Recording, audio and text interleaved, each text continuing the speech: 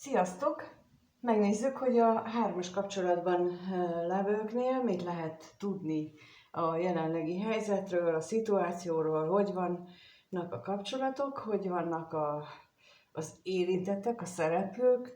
Az én olvasatomban van egy olyan kapcsolódás, ahol mindennapi életüket együtt élik, ők az élethitelszerűen együtt élő páros, és van a másik páros, akik nem élnek együtt, viszont ők valahogyan energetikailag kapcsolódnak, és a két párosban van egy közös személy, és így van, hogy az együtt élő társa, a középső személy és a harmadik személy, így jön össze az én olvasatomban a hármas kapcsolódás, és ahogy az utóbbi időben szoktuk, ketté veszem, hogy van egy első rész, amiben megnézzük a jelenlegi helyzetet, hogy mi van az egyes kapcsolatokban, és hogyan vélekednek egymásról a társak, a párok.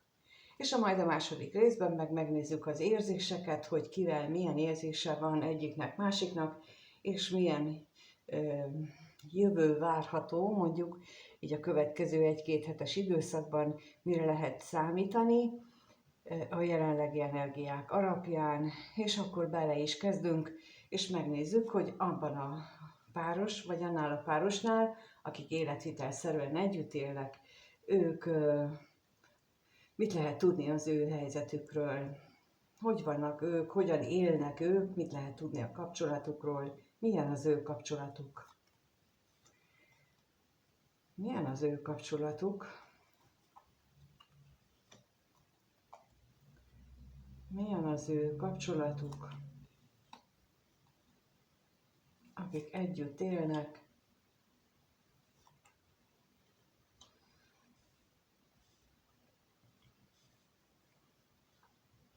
Fölraktam ezt a fehér hátteret, mert az előbb az Access-t csináltam, és ott azt láttam, hogy nagyon nehezen lehet megkülönböztetni a kártyákat a háttértől, de remélhetőleg ez így jobb lesz most, és így jobban lehet látni. Mivel ezt ugye a tagoknak ugyanakkor teszem ki, mint a másik videót, ezért így egyszerre készül, vagy hát egy napot, és azt látszik, hogy az együtt élő párosnál olyan, minthogyha ott lennének mély érzések, ott lennének egymás között érzések, viszont ott van a féltékenység is, tehát ott mint hogyha vagy kiderült volna már a harmadik személynek a léte, vagy pedig ott érzékel, benne van a levegőben, ahogy szokták mondani. És ugyanakkor meg felütötte a fejét már a társas magány is a kapcsolatban, és megkérdezem ezt a szerencsétlenséget ott elől, mert én nekem amikor raktam ki, akkor az jött ki, hogy ott bizony néha nagyon parázslik az élet, így jött. Na nézzük, mi ez a szerencsétlenség.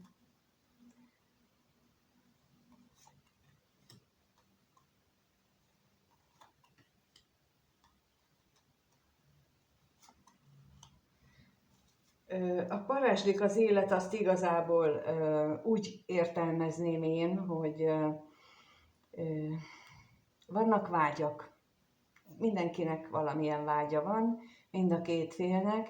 Nem biztos, hogy ugyanolyan vágyaik vannak, de hogy biztosan nem egyforma erejűek, vagy egyforma szintűek, az egészen biztos, és amiatt hát nem ritkán lehetnek köztük nagy viták, kirohanások, és lehetséges, hogy itt a háttérben valójában úgy gondolják, hogy érzelmek vannak, de itt azért rákérdezek erre a féltékenységre.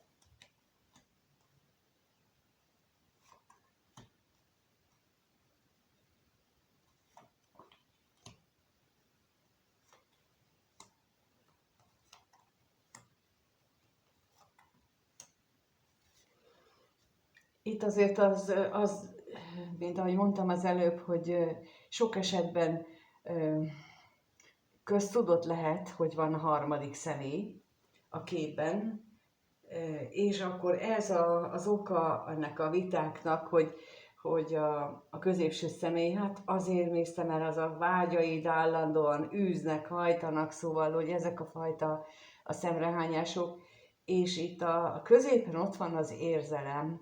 Azt azért én elmondom, hogyha te vagy együttélő társként nézed, akkor különösen, hogy érvényes, de mindenki másra is érvényes. Tehát amikor azt mondom, hogy mert én szeretem, és közben féltékeny vagyok, akkor biztosan állítom, hogy nem szereted. Akkor csak birtokolni akarod. A szeretet az nem akar birtokolni. A szeretet az sosem akar birtokolni. Amihez féltékenység társul, ott az nem az egónak az a gyengesége, vagy az a sérülése, mondjuk így, hogy félek attól, hogy ez az ember, akire rávetítem az én elképzelésémet a szeretetről, akkor ő nem akar engemet. És akkor itt ez van a háttérben, és ezt nem nevezném szeretetnek. A szeretet az megengedő, elengedő. A szeretet az eltűri azt, hogy az elfogadja, nem is az, hogy eltűri. Elfogadja, hogyha engem a másik nem akar szeretni. Az elfogadja ezt is. És akkor itt ennyi a nagy különbség a valódi szeretet és annak a szeretetnek, ami itt érzékelek. Erre a legjobb példa az, akinek van gyereke, az tudja, hogy amikor a gyerekünk rosszat tesz, és már felnőttként is rosszat tesz, nem csak kicsi korában, mert úgyhogy akkor aztán könnyű megbocsátani neki, de amikor felnőttként is olyat tesz, amit nagyon nehezen lehet, és mégis meg tudunk neki bocsátani, és mégis azt tudjuk mondani neki, hogy jól van, hát én így is szeretlek, na az már közelít a valódi szeretethez. Tehát, hogy amikor a szeretetről beszélünk, persze ott is megvannak azok a szülők, akik a birtokló típusúak, akik mindent meg akarnak szabni a gyereküknek, nekik nagyon különösen dolguk van ezzel a szeretetérzésével és annak a hétköznapi megnyilvánulásával, de mindenképpen itt az látszik, hogy a szeretet burkába vagy álcájába van elbújtatva ez a nagyon nagy birtoklás. És hát amikor ilyen nagyon nagy mértékű ez a birtoklás, akkor ott a manipuláció és a játszmázás biztosan jelen van. Ezt határozottan kimerem jelenteni, mert 100%-osan azt tapasztalom, hogy ott jelen van. A másik, ami miatt valaki tiltakozik, hogy nem, nálam nincsen, ott pedig az egónak a őszintétlensége az, ami tiltakozik, és itt ezzel lehet dolog. Na, megnézzük a másik kapcsolatban, hogy ott mi a helyzet. Akik nem élnek együtt, de van közöttük energetikai kapcsolódás, ott mit tudhatunk meg az ő jelenlegi kapcsolatukról? Mi az, amit megtudhatunk? Mi az, amit megtudhatunk?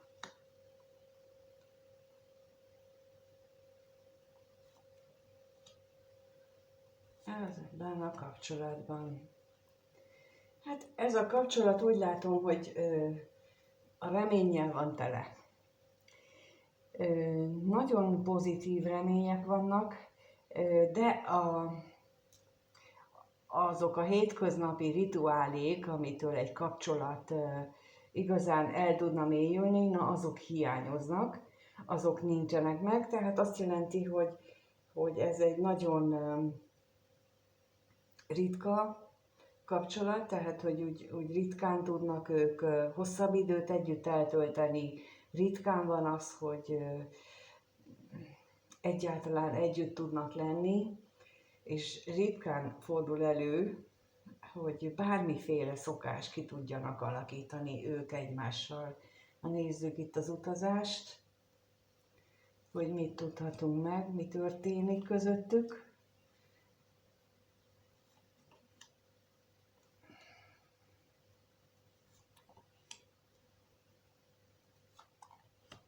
Hát itt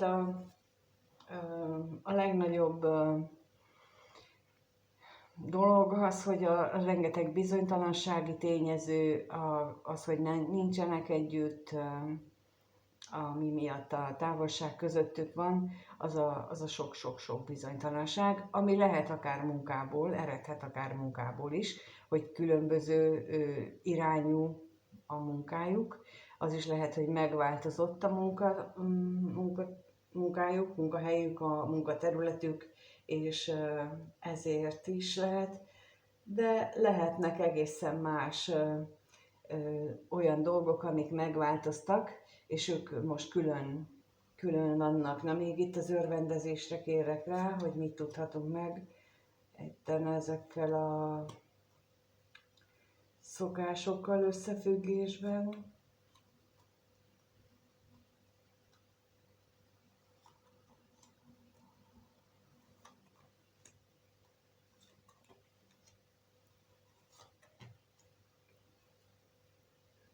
Itt leginkább a középső személynek azokat a gondolatait érzem akadályként ebben a kapcsolatban, ami őt állandóan a családjára hát emlékezteti, arra fókuszáltatja, illetve hogy ott, ahogy az előbb láttuk a másik kapcsolatban, hogy az együtt élő társ állandóan felhozza neki ezt a kapcsolatot, még akkor is, ha nem biztos, hogy nem biztos a dolgában, hogy van ez a kapcsolat, de így a vággyal kapcsolatban, hogy biztos máshol éled meg, és akkor ez így ott cseng állandóan a középső személy fülében, és jó lenne, hogyha ő ezt képes lenne hátrahagyni, jó lenne, hogyha ezen képes lenne túllendülni, mert ez itt ebben a kapcsolatban nagyon mérgező tud lenni, nagyon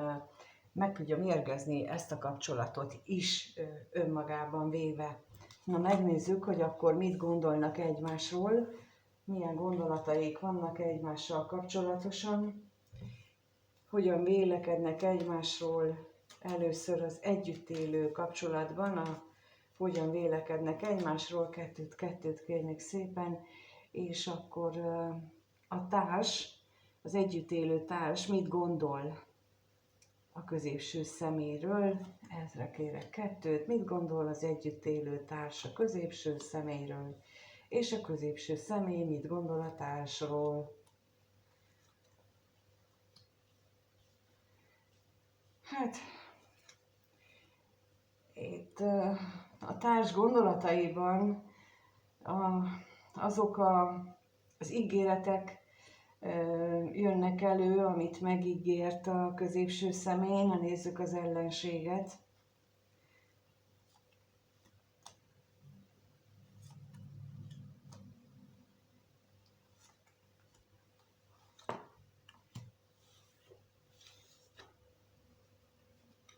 Én úgy látom itt még a levélre is kérek, hogy itt a társ részéről olyan, minthogyha ő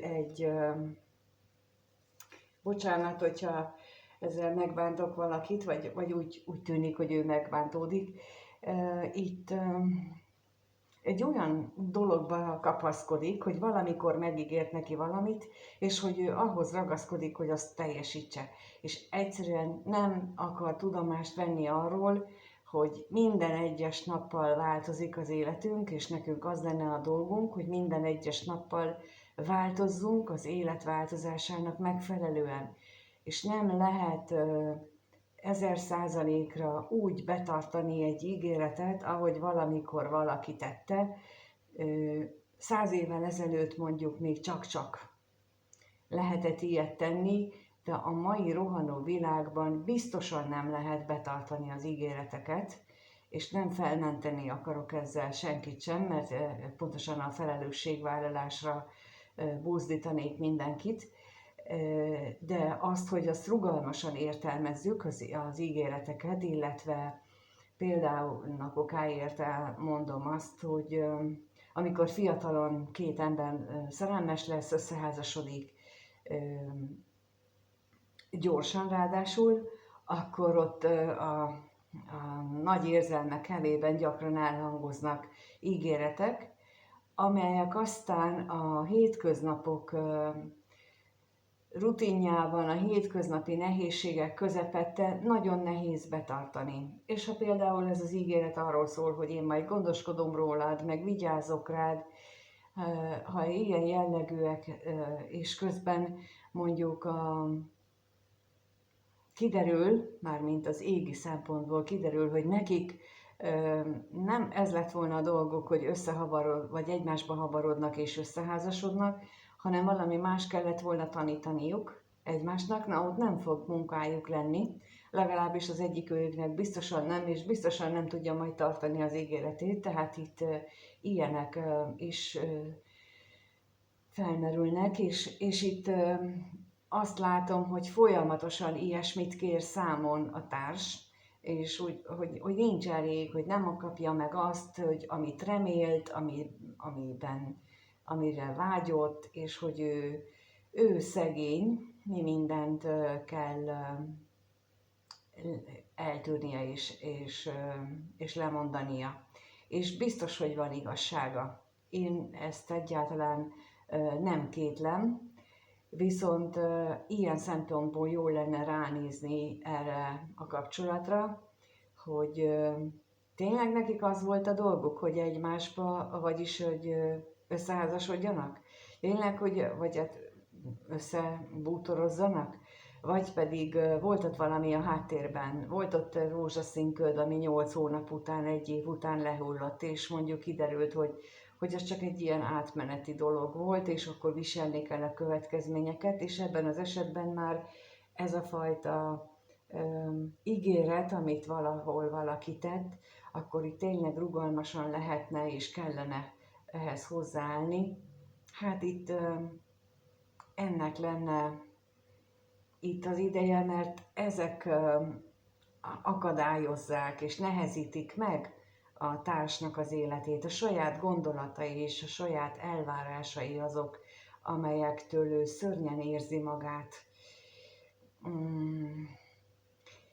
És ez a következő időszak, miután az Uránusz belép az ikrekbe, az ikrek jegye a gondolatok és a technikai csodákat szimbolizálja, azt mutatja, tehát a gondolataink teljes gyökeres megváltozásáról lehet szó. Meg van támogatva a Plutóval, tehát magával a halálnak a nagy átalakulást jelző, szimbolizáló energiákkal.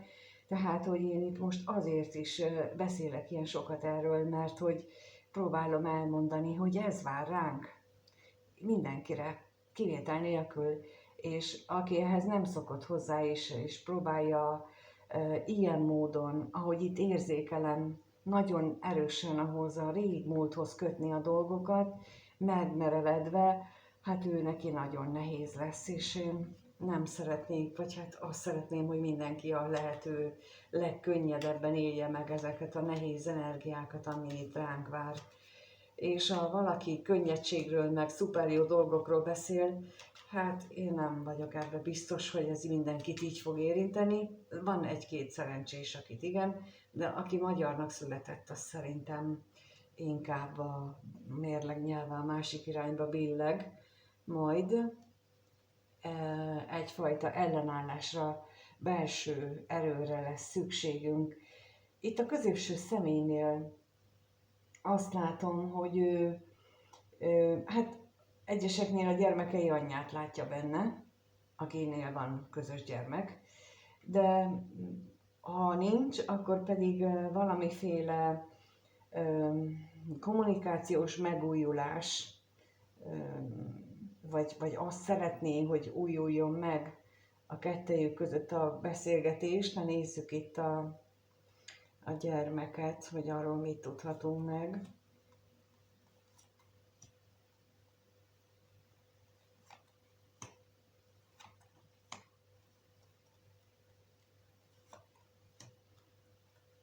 És a üzenetre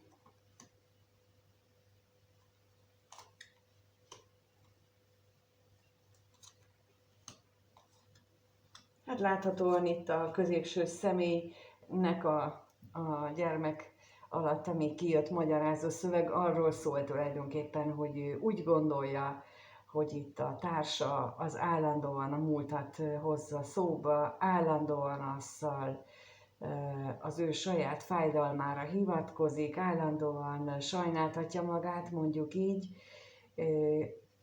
érezheti, vagy így gondolhatja a középső személy, és ezért van az, hogy ő ilyen lemondással gondol a saját vágyaira, a harmadik személyre. Itt ő valahogy komolyan veszi ezt az ígéretet, de nem a szó szerint, a betű szerinti értelemben, hanem hogy ő megígérte, hogy gondoskodik, ahogy tud. És ő valahogy itt pontosan ez a kettő közötti ez a különbség mutatkozik meg. Talán így árnyalatában is látszik, hogy az egyik a betű szerinti betartáshoz ragaszkodik, a másik pedig már egy kicsit rugalmasabb módon viszonyul ehhez a dologhoz, és ez mutatkozik meg a gondolataikban, ez az eltérés. Na hát akkor képzeljétek el, hogy az életben mennyire nagy különbség lehet közöttük. Na, és akkor ez az, amit jó lenne átgondolni, aki ilyen szituációban érintett. Na, és megnézzük, hogy a másik kapcsolatban hogyan vannak a gondolatok, mit lehet ott tudni az ő gondolataikról, hogyan gondolkodnak egymásról. Itt is kettőt kérek. Először a középső személy mit gondol a harmadik személyről, kettőt kérek az ő gondolatairól, és a harmadik személynek a középső személy iránti gondolatairól.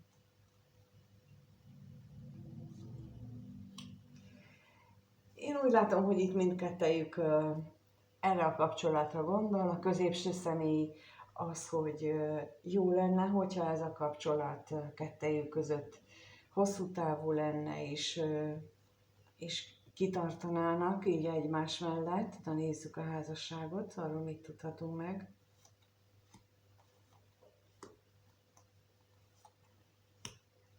És a hűségre is kérek.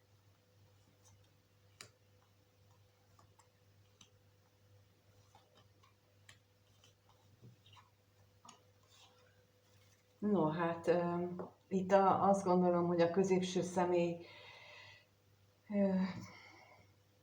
titokban gondolhat ilyet is, hogy de jó lenne, hogyha vele lehetne egy tényleg elkötelezett, hosszú távú kapcsolat, bár azt is tudja, hogy ehhez hatalmas változásokra lenne szükség, hogy hosszú távon működjön, és egyáltalán nem biztos abban, hogy ő erre képes lenne. Tehát, hogy itt vannak a vágyai és reményei, hogy legyen ebből valami, de egyenlőre ő nem tartja magát képesnek arra, hogy ezt az ő maga részéről meg is tudnák élni, meg is tudnák valósítani, inkább ehelyett lemond róla. És úgy látom, hogy talán ez az oka annak is, hogy ő a másik kapcsolatban marad, hogy ebben a kapcsolatban nem látja a lehetőségét annak, hogy ők tényleg együtt tudjanak lenni. Na, a harmadik személy részéről a gondolatok viszont úgy látom, hogy azon problémázik, hogy ez csak ilyen harmadik feles gondolatok, tehát hogy ebből nem akar a középső személy felvállalt kapcsolatot csinálni. Na, nézzük akkor itt az özvegyasszonyt, hogy mit tudhatunk meg. És a látogatásra is.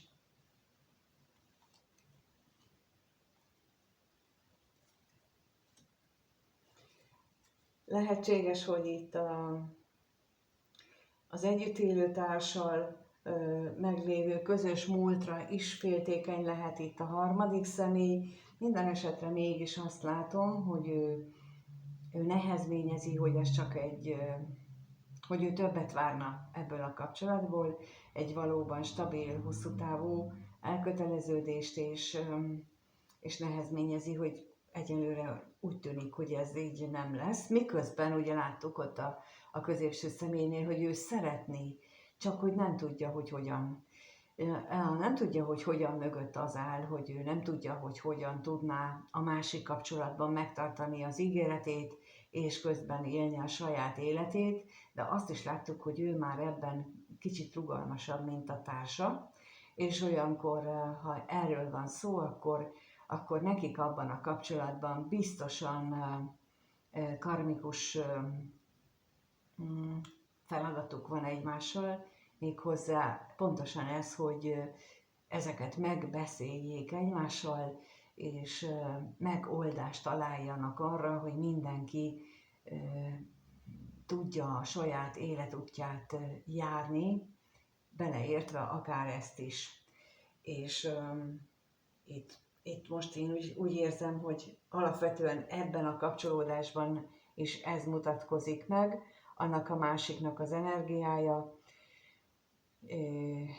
és itt a harmadik személy részéről felmerülő féltékenység energiájára szeretném felhívni a figyelmet, hogy a féltékenység az biztosan nem szeretet, a mögött biztosan nem a szeretet áll, ahogyan itt a legelsőnél, a másik kapcsolatnál elmondtam, tehát, hogy így, ha ő valóban szeret, akkor két dolgot tehet, megmondja a középső személynek azt, hogy mi az ő elvárása, vagy pedig ezt a féltékenységet megzabolázza magában, mert elfogadja így a helyzetet, ahogy van. De a féltékenység az biztosan nem viszi előbbre ezt a kapcsolatot, nem fog segíteni a kapcsolat átalakulásában. Ehhez itt a harmadik személy részéről kellene nagy gondolati átstruktúrálódást, a gondolatait átváltoztatni, megváltoztatni, és a középső személynek meg fölvállalni saját magát. Hát köszönöm, hogy itt vagytok, és megnéztétek ezt a videót, a lájkot, a feliratkozást, és lesz hétfőn, húsvét hétfőjén is a elengedés élő bejelentkezés. A leírásban már itt majd megtaláljátok a regisztrációt, ingyenes, bárki számára ingyenes, csak a regisztrációhoz kötött, mert e-mailben küldöm meg a linket. Azok, akik jelentkeznek, hétfő reggel 8-kor és délután 5-kor is küldök egy-egy e-mailt, tehát semmiről nem tudtok lemaradni, és még hétfőn is fel tudtok iratkozni, akkor viszont már megkapjátok ott a feliratkozáskor az e-mailt, ahol be tudtok csatlakozni.